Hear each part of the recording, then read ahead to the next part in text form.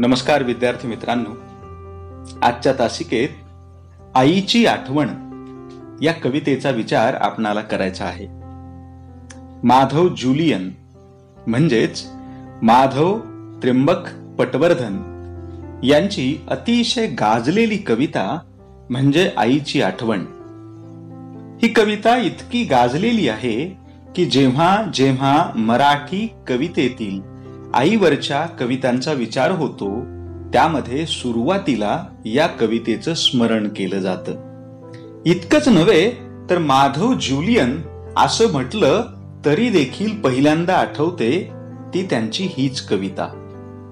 आपण एक वेगळा प्रयोग या तासिकेमध्ये करणार आहोत.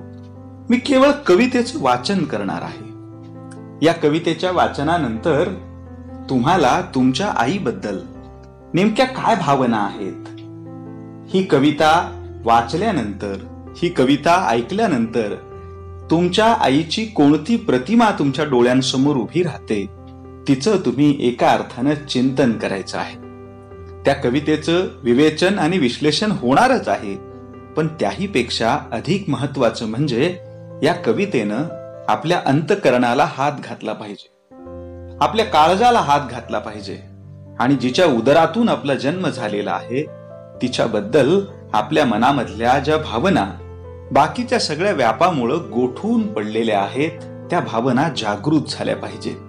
आईबद्दलचा एक कृतज्ञ भाव आपल्या मनामध्ये दाटून आला पाहिजे. म्हणून ही कविता केवळ अभ्यासक्रमापुरती एवढ्या मर्यादित हेतूने आपण तिचा विचार करणार नाही, तर उलट ही कविता एका अर्थाने आपणाला मातृप्रेमाचं महनमंगल जे स्तोत्र आहे ते आपल्या डोळ्यांपुढे उभं करणारी आहे, आपल्या काळजात जागृत करणारी आहे. म्हणून ही कविता आपण अभ्यासणार आहोत. मी सुरुवातीला कविता थोडक्यात परिचय करून देतो आणि नंतर ही सबंध कविता वाचनाच्या रूपाने मी तुमच्या समोर ठेवतो. परिचय: माधव त्र्यंबक पटवर्धन, जन्म 1894, मृत्यू 1939. मराठीतील श्रेष्ठ कवी, कोशकार, छंदशास्त्राचे व्यासंगी माधव जुलियन या टोपण नावाने त्यांनी विपुल काव्यलेखन केले आहे. वस्तुनिष्ठ बहुपर्यायी परीक्षेमध्ये माधव जुलियन यांचं पूर्ण नाव विचारलं जाऊ शकतं. त्या दृष्टिकोनातूनही आपण तयारी ठेवणं आवश्यक आहे. 1923 साली स्थापन झालेल्या रवी किरण या काव्य मंडळाचे ते संस्थापक सदस्य होते. म्हणजे त्यांनी हे काव्य मंडळ स्थापन केलं आणि ते याचे सदस्य देखील होते. 1936 मध्ये जळगाव येथे भरलेल्या अखिल भारतीय मराठी साहित्य संमेलनाचे ते अध्यक्ष होते. छंदोरचना या त्यांच्या ग्रंथाबद्दल मुंबई विद्यापीठाने त्यांना डी.लिट ही अतिशय प्रतिष्ठेची पदवी बहाल केलेली आहे. वस्तुनिष्ठ बहुपर्यायी परीक्षेसाठी यावरती देखील प्रश्न विचारला जाऊ शकतो डी.लिट या पदवीबद्दल.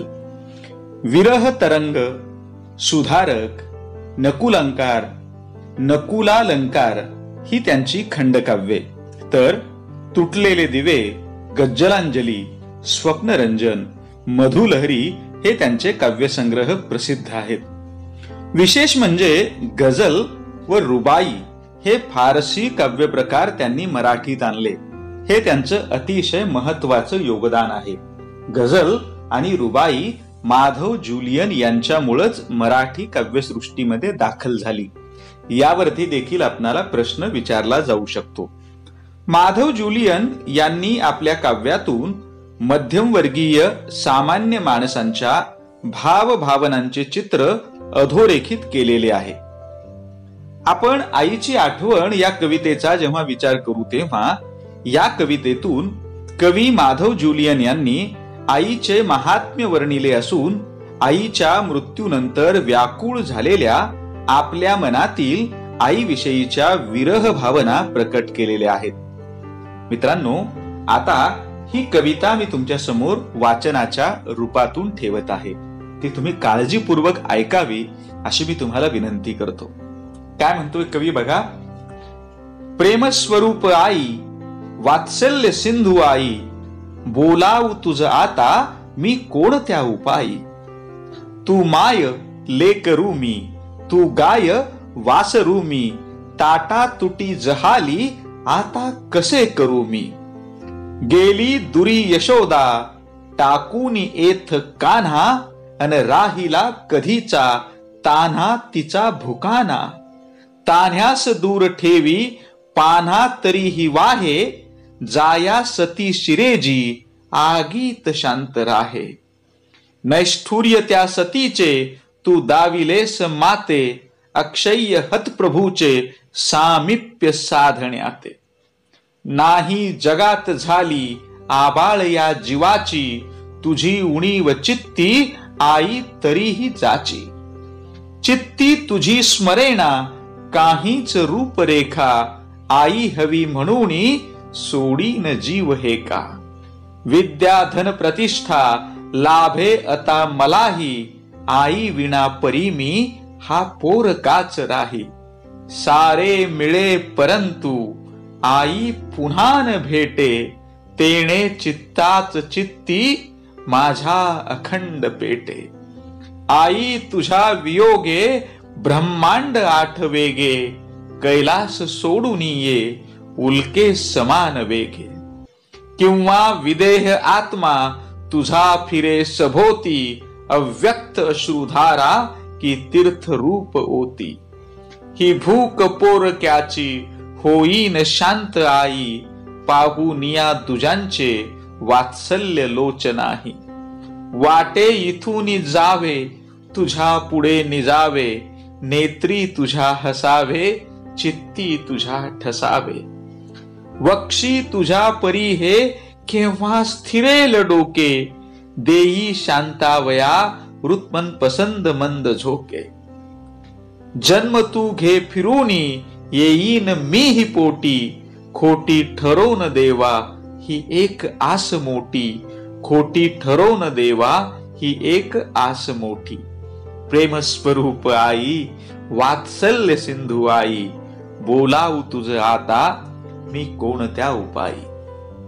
मित्रांनो, आपल्या आयुष्यामध्ये आई असताना तिचं मोल कळत नाही, आणि आई सोडून गेल्यानंतर मात्र आयुष्यात कशालाच मोल उरत नाही. आई सोडून गेल्यानंतर कोणत्याही मुलाला, कोणत्याही लेकराला, कोणत्याही मुलीला जे काही वाटत असतं ते कवीनं या कवितेच्या माध्यमातून व्यक्त केलेलं आहे.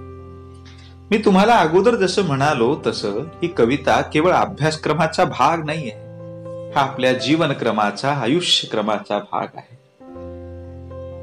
आपल्या आईकडं, आपल्या वडिलांकडं आपण कोणत्या भावनेतून बघतो, ते आपल्या भावनेचा, ते आपल्या भावविश्वाचा भाग झालेले आहेत का.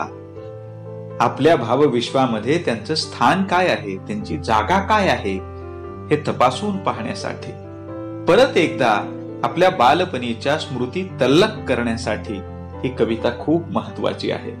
म्हणून मित्रांनो, ही कविता फक्त कानाने ऐकून घेण्याची नाही, मनाने समजून घेण्याची आहे, काळजात उतरवण्याची आहे. हिचं स्पष्टीकरण आपण दुसरी जी लिंक तुम्हाला शेअर केली आहे त्यामध्ये पाहणारच आहोत.